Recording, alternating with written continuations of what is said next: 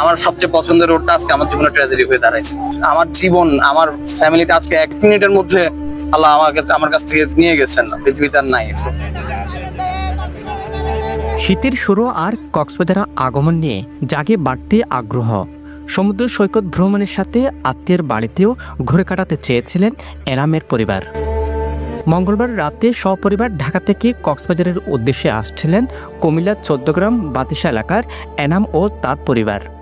এনামের পুত্র উদয় তাদের প্রাইভেট কারটি চালাচ্ছিলেন। পরদিন সকাল 9টার দিকে চকরিয়ার ফাঁসিয়াখালী হাসিদ্দিকি সেনা ক্যাম্প পার হতেই চট্টগ্রামগামী মার্সা পরিবহনের একটি বাস ও তাদের প্রাইভেট কারের সাথে মুখোমুখি সংঘর্ষ হয়।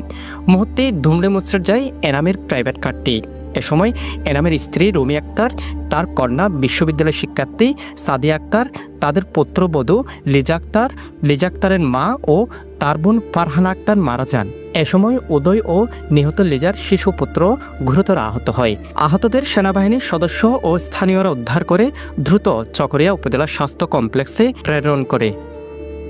প্রত্যক্ষদর্শীরা জানান, চট্টগ্রামমুখী দ্রুতগামী মার্সা পরিবহনের একটি বাসের সঙ্গে বিপরীত দিক থেকে আসা প্রাইভেট কারের মুখোমুখি সংঘর্ষ হলে ঘটনাস্থলে প্রাইভেট কারের 3 জন মারা যান এবং হাসপাতালে নেয়ার পর আরও 2 জনের মৃত্যু হয়।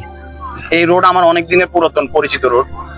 আমার সবচেয়ে পছন্দের রোডটা আজকে আমার জীবনে ট্র্যাজেডি হয়ে দাঁড়াইছে।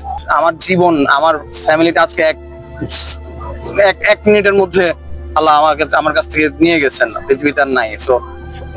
সমুদ্র থেকে চকের ডালা পর্যন্ত এখানে প্রতিনিয়ত অ্যাক্সিডেন্ট হচ্ছে। কারণটা প্রথমত হলো আমার মনে হয় ড্রাইভাররা পরিপক্ক না, ট্রেনিং প্রাপ্ত না। দুর্ঘটনার পর মহাসড়কে কিছু সময় যান চলাচল বন্ধ থাকলেও পুলিশ দ্রুত গাড়ি সরিয়ে যান চলাচল স্বাভাবিক করে। পুলিশ জানায় গাড়ি দুটি প্রাথমিকভাবে জব্দ করা হয়েছে এবং আহতদের চিকিৎসা দেওয়া হচ্ছে। ঘটনার তদন্ত ও আইনানুগ ব্যবস্থা প্রক্রিয়াধীন বলে জানান পুলিশ। আর উনি নতুন ড্রাইভার, এই রাস্তায় নতুন ড্রাইভার আসলে একটু সমস্যাটা হয়, দুর্ঘটনা বেশি ঘটে। উনি রাস্তাটা বুঝতে পারে নাই। আমরা মাসাকাই চালকটা মাথায় পাই নাই। আমরা তাৎক্ষণিক উদ্ধার করে মালুমঘাট হাসপাতাল এবং সরকারি হাসপাতাল নিয়ে কার্যক্রম চলমান আছে। ঊর্ধ্বতন স্যারদের সাথে আলোচনা করে আমরা ওভার স্পিডে প্রচুর পরিমাণ প্রশিক্ষণ দিচ্ছি, প্রতিদিনই দিচ্ছি।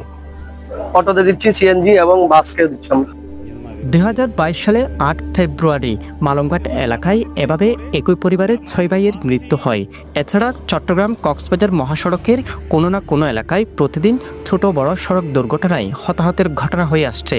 এ নিয়ে স্থানীয়রা দীর্ঘদিন ধরে দাবি জানান মহাসড়ক 6 লেনে উন্নীত করার। তাদের অভিযোগ, সড়কটি 6 লেনে উন্নীত না করলে দুর্ঘটনায় এমন অনাকাঙ্ক্ষিত মৃত্যু কমবে না। আমরা চাই এই যে গাড়ির গতি সরকারের নিয়ম অনুযায়ী যেভাবে গাড়ি চালায় এই নিয়মটা নিয়ন্ত্রণ করতে, মানে স্পিড ব্রেকার তো এটা মানে না। এখন বিশ্বরোধে স্পিড ব্রেকার থাকলে ওগুলো তো কেটে ফেলে। কিন্তু আমরাও আছে এই গ্রুপে 6 লাইনের বা 6 লাইনের যেটা করার জন্য ওটা আমরা সার্কুলার অলরেডি মহোদয়ের কাছে পাঠাইছি। তারপরে ওটা আজ পর্যন্ত তো আরো কোনো কিছু হয় না। ওরা তো আশ্বাস দিয়েছে, এটা সবার দাবি। এটা যদি 6 লাইনের না হয় তাহলে এরকম দুর্ঘটনা ঘটতে থাকবে। 4 লেনে উন্নীত করার জন্য আসলে খুবই দরকার, এবং তাহলে হয়তো আমার মতো আছে কাউকে আপনাদের ক্যামেরার সামনে, মাইক্রোফোনের সামনে দাঁড়াতে হবে না। উদ্দেশ্য ছিল স্বজনদের সাথে দেখা হবে, সুন্দর সময় কাটাবেন তারা। কিন্তু স্বজনদের কাঁদিয়ে নির্মম মৃত্যুর মধ্য দিয়ে শেষ দেখাটা হয়েছিল এনামের পরিবারের। News desk, পেনুয়া।